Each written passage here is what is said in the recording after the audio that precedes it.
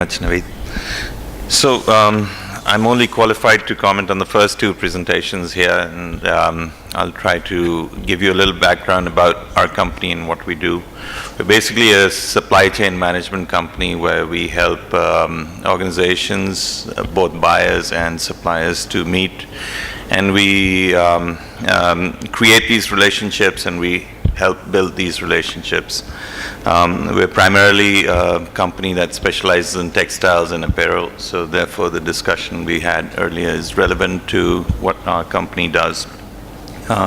We've also worked in the soccer ball industry in Salcode, because one of our clients is Nike, and we were asked to intervene on their behalf to see if the business can be salvaged because of social compliance issues in the city, in the face of this adversity. And I think, like one of the largest firms that is now dealing with soccer balls is successfully diversified into production of bags, sports bags, and so on.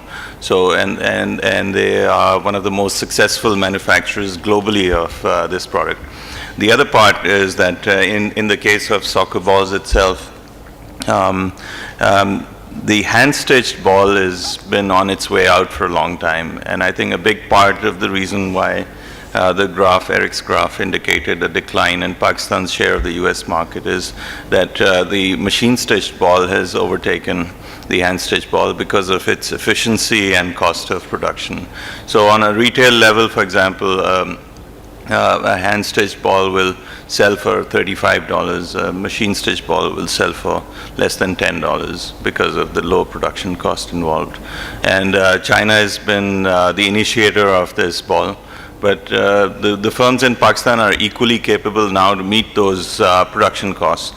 But I think the sad part is that the big brands do not support this effort, because for them to create a strategy around Pakistan as a producer of these balls, they have to visit, and we are faced with circumstances where these visits are almost impossible for them to come and see the factory. So whereas the factory and the city has the capability, the buyers and the markets are not willing to come and visit and see them and create strategies around their own sourcing and buying.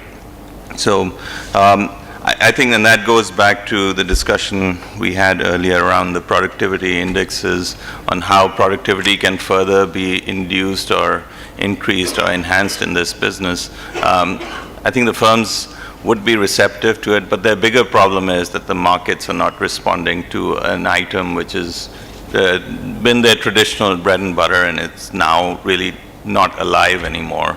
And that needs to be seen, I think, for that city itself, in how a lot of the factories, they're very resilient entrepreneurs. They should be able to diversify into other product lines, including apparel.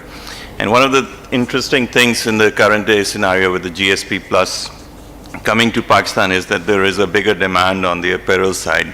And we as a firm have been exploring the market in Salcode for manufacturers of apparel items as well. There are a few firms there that have gone into sporting apparel lines, and they are successful, but the trouble is transitioning the labor from making a traditional item like a soccer ball to producing apparel now. And I think the heart of the problem lies with our legislations, and especially the labor part of the legislations, where we have created a false incentive for keeping piece rate workers rather than salaried workers. And there lies the heart of the problem, because there is no commitment for long-term employment and for creating careers and maintaining these careers with the employees. And that brings me to the apparel side, where Chris had read his paper on the productivity incentives. I mean, the productivity measures that he has done in Bangladesh and is planning to do in Pakistan as well. And I think productivity itself is not just on the machines itself. It's the buying pattern of how customers buy product. It's cyclical in nature, and that is again a big part of our problem, that we run in two seasons, fall and spring, and the demand peaks in the markets during those periods. So there is a peak and valley kind of a proposition in how production is done. And during the valley period, the labor is idle. So that is one problem that, how do we feed, how do we keep the factories busy during those lean periods as well? And that goes back to, I think there are certain strategies that can be worked out, but there is an immense amount of leakage in terms of productivity during those periods. The other productivity loss we face is that Pakistan is a vertical country, and a lot of factories are vertical in nature, which means that they spin their own yarns. They may, weave or knit their own fabric, dye it, produce their own fabric, then they will also stitch it, and they will also process some of the other elements involved, like washing or printing, etc., involved in the garment making. Now, there is an imbalance between the capacities of each of these processes, and obviously the preceding process has to be bigger in capacity than the one that follows. So in that case, we really have idle capacities, and in a market like Pakistan, I think everybody looks out for themselves, and the market fails to interact with other players in the market. So for example, if I have a factory that does garments and I produce my own fabric, I will be reluctant to offer my fabric to the market, even though it means a higher efficiency on my fabric side. There are many reasons for this, but again, I think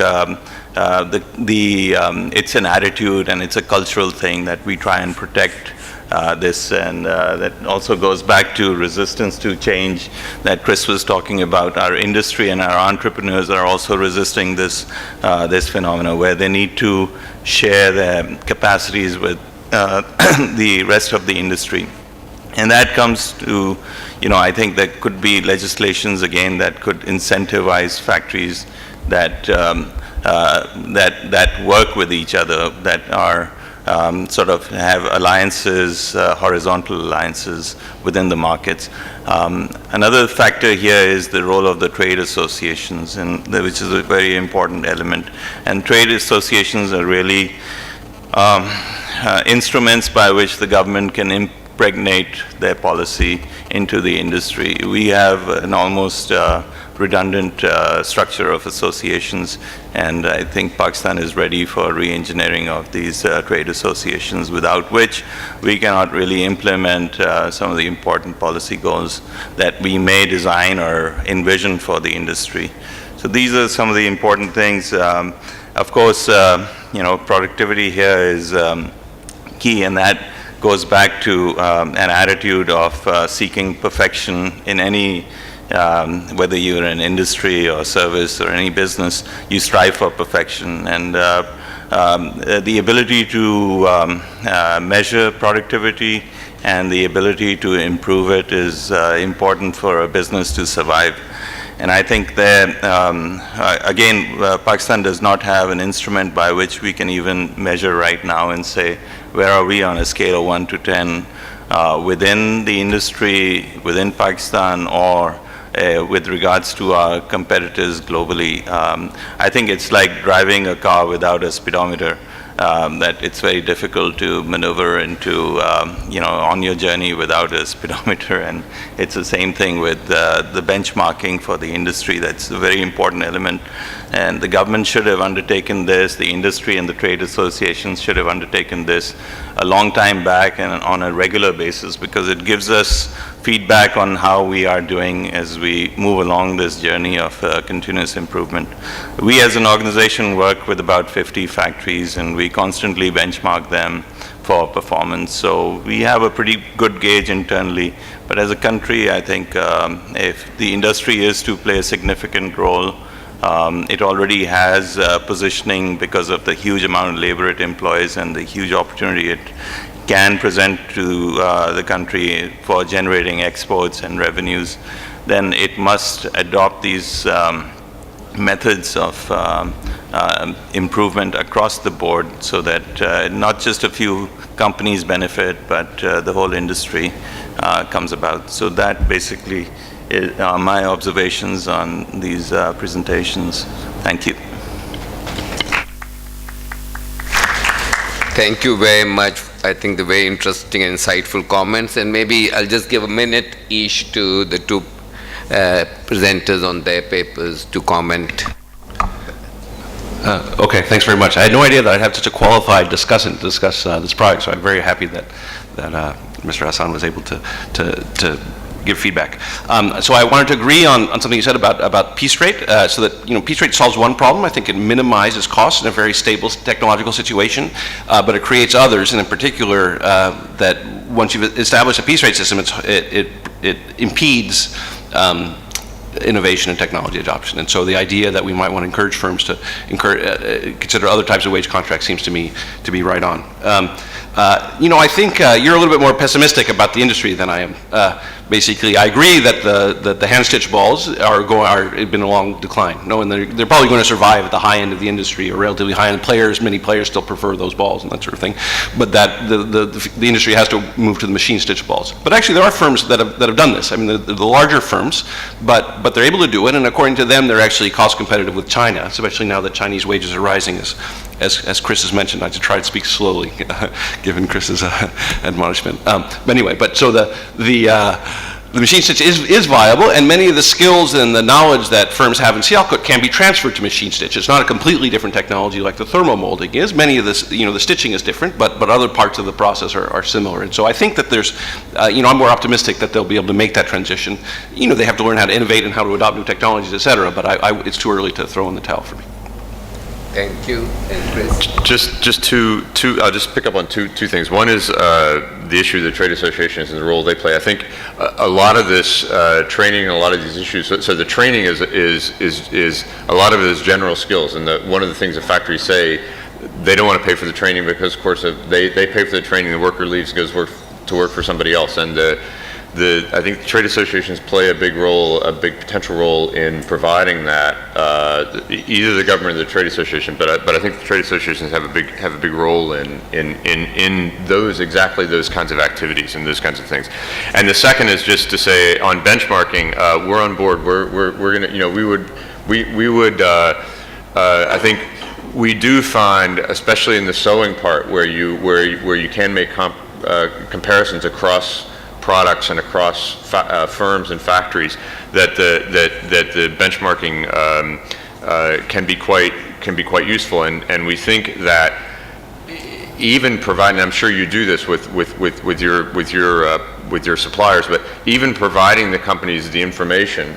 And these companies have a tremendous amount of data. They have slightly less capacity for analyzing and assessing the data. And I think providing them even with information about how they compare to others in their sector or across countries, how the countries compare, can be a useful spur for productivity in and of itself. Just the information without doing anything else. And again, I'm sure you do a lot of that with your suppliers, but I think in general, a lot of these companies don't get that kind of information.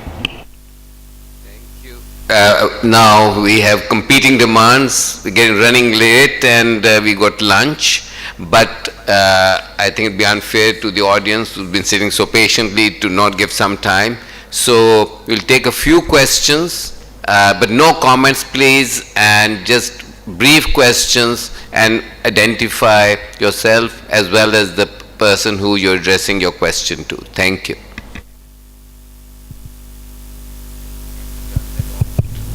Hello.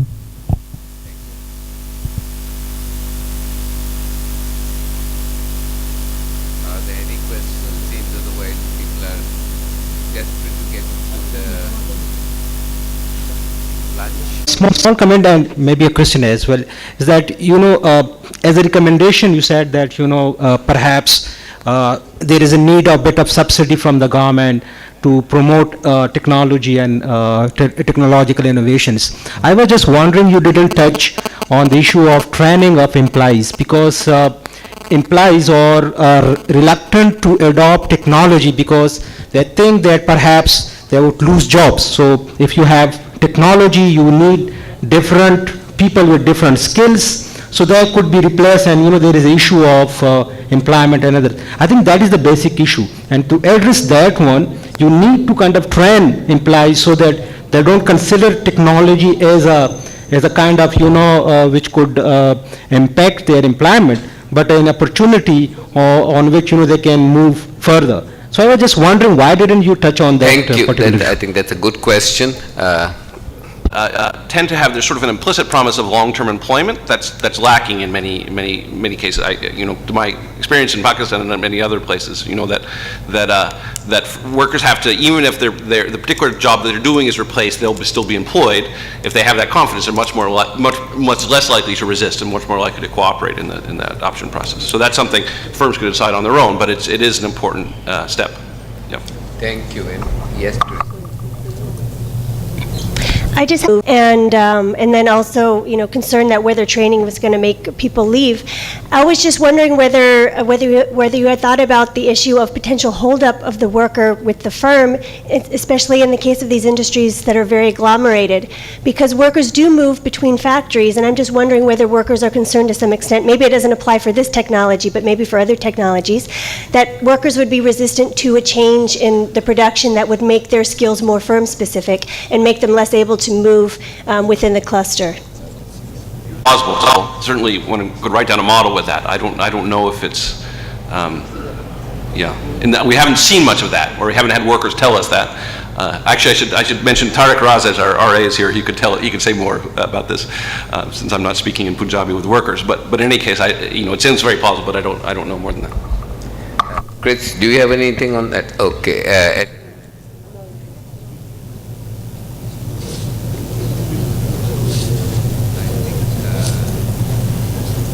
Sorry. Okay, I think that if there are no more questions, then I'll just thank the presenters for very interesting papers, and I hope that if you have further questions or thoughts, you can engage them in a one-to-one discussion afterwards over lunch. And now we invite you to lunch, and we'd want you to come back within 45 minutes, because we're running very late and we don't want to go further, so we want to make up some time. So please do come back in 45 minutes and we'll start promptly. Thank you.